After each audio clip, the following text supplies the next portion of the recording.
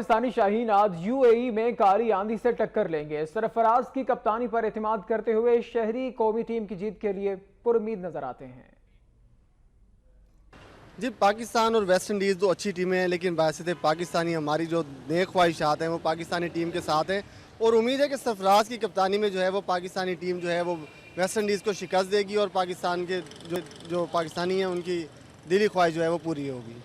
अगर बात करें सरफराज अहमद की तो यकीनन पाकिस्तानियों की, पाकिस्तानी अवाम के लिए जीत की उम्मीद सरफराज अहमद है, क्योंकि अजहर महमूद को देखा जाए वो ज़्यादातर अपनी अदाकारी पे बहुत ज़ोर देता है लेकिन परफॉर्मेंस में नहीं होता है। सरफराज जो है वो कभी धोखा नहीं देता और इस बार भी उम्मीद है कि सरफराज जो है काली आंधी को पिछाड़ देगा और वो जीत की बारिश बन के बरसेगा।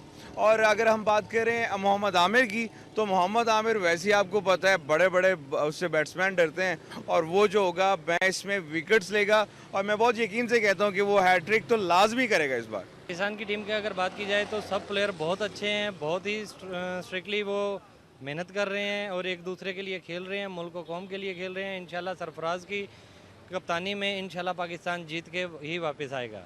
इंशाल्लाह सरफराज की क़यादत में ये मैच जीतेगा और पाकिस्तान अगर नेक नियति से खेले तो पाकिस्तान की इससे हारने वाला नहीं है। पाकिस्तान एक बहुत अपना क्रिकेट में बेस्ट है और अगर इनकी नीयतें साफ़ हो तो पाकिस्तान के लिए कोई मसला नहीं है इससे जीतना।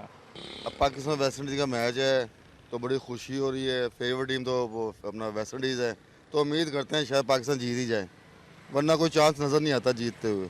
फराज जो है वो एक बहुत अच्छा खिलाड़ी है और वो अच्छा कप्तान भी साबित होगा और वेस्ट इंडीज़ के साथ जो हमारा मैच है इंशाल्लाह पाकिस्तान को फतह नसीब होगी।